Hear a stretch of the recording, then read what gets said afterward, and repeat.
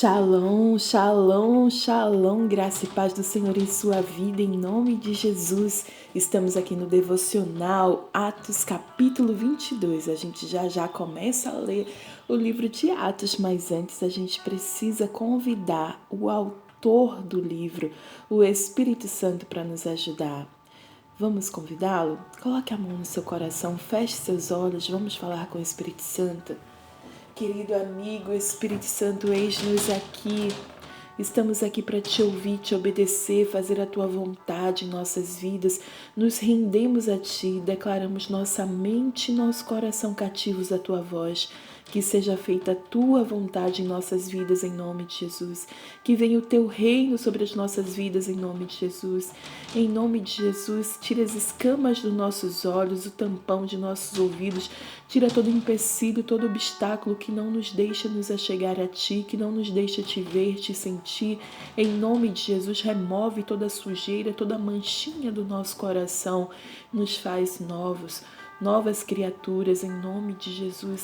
E com entendimento, discernimento espiritual, com clareza da Tua palavra, nos enche de sabedoria, em nome de Jesus. Amém? Então vamos lá, Atos capítulo 22, né? Lembra que Paulo, ele chegou e agora vai fazer o discurso. Então ele se levantou, né? E ele falou: irmãos e pais, ouçam agora a minha defesa. Quando ouviram o que lhes falava em aramaico, eles ficaram em absoluto silêncio. Então Paulo disse: eu sou judeu, nascido em Tarso da Cilícia, mas criado nesta cidade. Eu fui instruído rigorosamente por Gamaliel na lei de nossos antepassados, sendo tão zeloso por Deus quanto qualquer um de vocês hoje. Persegui os seguidores deste caminho até a morte, prendendo tanto homens como mulheres e lançando-os na prisão. E como o podem testemunhar o sumo sacerdote e todo o sinédrio. E dele cheguei a obter cartas para seus irmãos em Damasco e fui até lá, a fim de trazer essas pessoas a Jerusalém como prisioneiras para serem punidas. Por volta do meio-dia, eu me aproximava de Damasco, e quando de repente uma forte luz vinda do céu brilhou ao meu redor.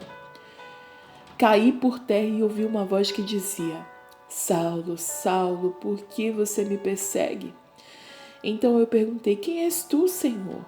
E ele respondeu: eu sou Jesus, o Nazareno, a quem você persegue. E os que me acompanharam viram a luz, mas não entenderam a voz daquele que falava comigo. E assim perguntei: que devo fazer, Senhor? Disse o Senhor: levante-se, entre em Damasco, onde lhe será dito o que você deve fazer. E os que estavam comigo me levaram pela mão até Damasco, porque o resplendor da luz me deixara cego. Um dia, caiu aqui, né? Um homem chamado, versículo 12. Um homem chamado Ananias, fiel seguidor da lei, muito respeitado por todos os judeus que ali viviam, veio ver-me e, pondo-se junto a mim, disse: irmão Saulo, recupere a visão. E naquele mesmo instante eu pude vê-lo. Então ele disse: o Deus dos nossos antepassados o escolheu para conhecer a sua vontade, ver o justo e ouvir as palavras de sua boca. Você será testemunha dele e todos os homens daquilo que viu e ouviu. E agora que está esperando? Levante-se, seja batizado e lave os seus pecados, invocando o nome dele. Quando voltei a Jerusalém, estando eu a orar no templo, caí em êxtase e vi o Senhor que me dizia: depressa, saia de Jerusalém imediatamente, pois não aceitarão seu testemunho a meu respeito. Versículo 19. E eu respondi: Senhor, estes homens sabem que eu ia de uma sinagoga a outra, a fim de prender e açoitar os que creem em ti.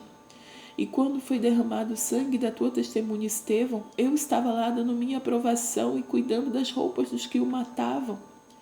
Então o Senhor me disse: vá, eu enviarei para longe, para os gentios.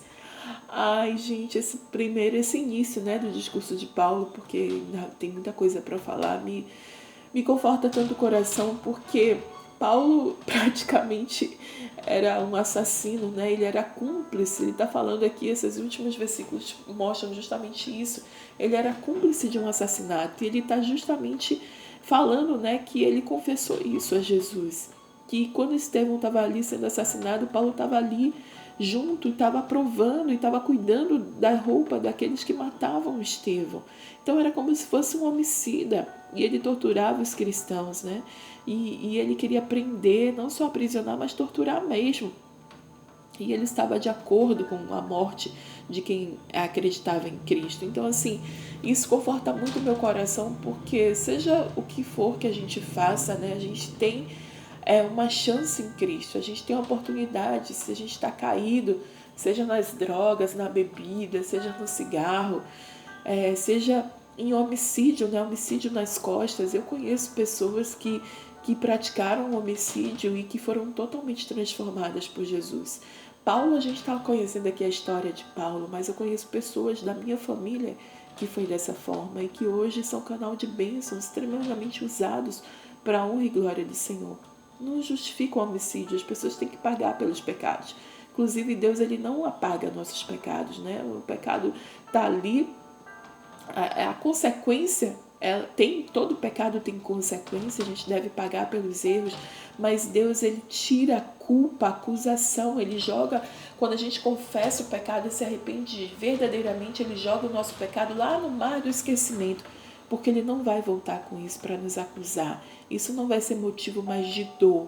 A gente sabe sim que a gente errou, que a gente pecou, mas não precisa levar essa culpa para o resto da vida.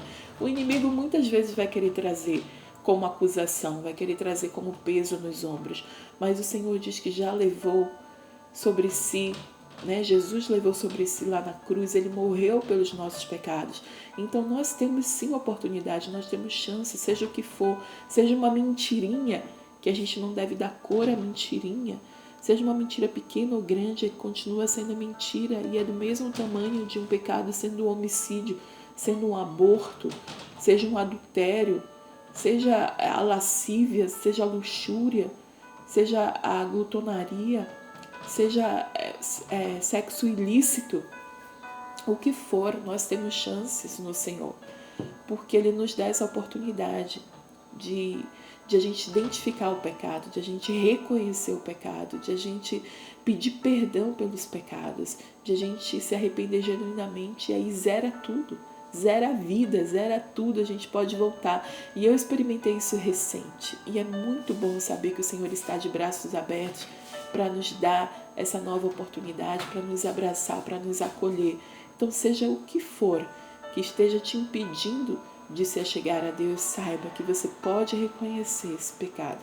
Você pode confessar esse pecado, se arrepender desse pecado e zerar tudo. Em Deus você pode todas essas coisas. Aleluia. A vida de Paulo me alegra muito, porque me lembra um pouquinho de mim. Ai, vamos lá, seguir aqui, versículo 22. A multidão ouvia Paulo até que ele disse isso. Então todos levantaram a voz e gritaram: Tira esse homem da face da terra! Ele não merece viver! Meu Deus, eu vou parar aqui rapidinho, tá acabando esse capítulo, mas isso lembra Estevão. Lembra que Estevão fez um super discurso lindo, maravilhoso, falando dos heróis da fé, do Velho Testamento, mas quando ele começou a falar de Jesus, a galera não suportou e começou a gritar e começou a apedrejar e foram pra cima dele para linchar ele e acabaram com a vida de Estevão, né? E Paulo estava lá presenciando isso. Então, ele agora está no lugar como se fosse o lugar de Estevão. Ele foi ele que estava ali consentindo na morte de Estevão, e hoje ele está experimentando um pouco do que ele fez. E isso é muito forte, né? Muito forte, porque eu e você sabemos que a gente pode semear o que a gente quiser, mas a gente vai colher, né? Existe a lei da semeadura. Eu falei, o pecado ele tem consequência. Não dá para simplesmente você dizer, você tá ali num noivado, num namoro, você tá ali em santidade, querendo só fazer sexo lícito, né? Depois do casamento, você tá querendo ali ficar em santidade, mas de repente, no calor da emoção, né? Ali no calor, na pele ali, você sentiu e fez sexo. E aí, beleza, você foi para Deus e falou: Senhor, me perdoe, eu não deveria, porque eu tinha me consagrado, porque eu só queria fazer sexo depois do casamento, só queria fazer sexo com meu marido, mas eu caí, me perdoe, porque eu pequei contra ti. Beleza, fez todos os passos, reconheceu o pecado, confessou o pecado, pediu perdão dos pecados, se arrependeu para nunca mais voltar a fazer, e Deus perdoa e leva o pecado para o mar do esquecimento. Você não precisa mais ter essa acusação sobre você, zera a vida, zera tudo. Mas, digamos que nisso você engravidou. Deus não vai matar a criança do ventre porque você pediu perdão. Então, assim, cada ato que a gente faz tem consequência. Deus, ele perdoa o pecado, mas ele não vai matar, ele não vai provocar um aborto porque você não poderia engravidar agora. Entende? Eu dei um exemplo aqui, mas é muito real. A gente faz as coisas e a gente tem que saber que nós somos responsáveis por tudo que a gente faz. E tem consequências tudo que a gente faz. A gente pede perdão do pecado e recebe o perdão. Mas o que a gente fez, de repente, vai ter consequência. Se é um marido que bate na esposa e depois não remorse, mas se arrepende verdadeiramente, pede perdão para Deus, diz que nunca mais vai fazer, beleza. Deus libera o perdão ali, mas de repente tem consequências. Se a esposa for denunciar e for preso, é a consequência. Não pode agredir ninguém, seja a esposa, seja quem for. Não pode. Eu não sei se é crime, mas deveria ser. Então, assim, tem que ser preso mesmo e beleza, tem que cumprir, porque todos os nossos atos têm consequências. A gente planta e a gente colhe. Amém? Deu para entender um pouquinho disso? Vamos seguir aqui, versículo 23. Estando eles gritando, tirando suas capas e lançando poeira para o ar. Imagine a arruaça desse povo, meu Deus. O comandante ordenou que Paulo fosse levado à fortaleza e fosse açoitado e interrogado, para saber por que o povo gritava daquela forma contra ele. Enquanto o amarravam, a fim de açoitá-lo, Paulo disse ao centurião que ali estava: Vocês têm o direito de açoitar um cidadão romano sem que ele tenha sido condenado? E ao ouvir isso, o centurião foi prevenir o comandante. Que vais fazer? Este homem é cidadão romano. E o comandante dirigiu-se a Paulo e perguntou: Diga-me se você é cidadão romano. E ele respondeu: Sim, eu sou. Então o comandante disse: Eu precisei pagar um elevado preço por minha cidadania. E respondeu Paulo: Eu a tenho por direito de nascimento. E os que iam interrogá-lo retiraram-se imediatamente. E o próprio comandante ficou alarmado ao saber que havia prendido um cidadão romano. No dia seguinte, visto que o comandante queria descobrir exatamente por que Paulo estava sendo acusado pelos judeus, libertou e ordenou que se reunisse o chefe dos sacerdotes e todo o sinédrio. Então, trazendo Paulo, apresentou-o a eles. Bom, a gente deve ver mais sobre Paulo, né, sobre as viagens dele. Ele muitas vezes foi açoitado, não foi pouco. Ele foi muitas vezes torturado, ele sofreu naufrágio, ele foi mordido por cobra. Tantas coisas aconteceram por Paulo e eu vou te dizer, ele não desistia. Ele continuava a pregar Jesus o Cristo, ele continuava a fazer a obra e eu e você precisamos continuar. Não é hora de você parar. Continue. Fale do seu testemunho. Esse discurso começou Paulo falando do testemunho dele, o que Jesus fez na vida dele. Como foi o encontro dele com Jesus? Conte hoje mesmo como foi o seu encontro com Jesus.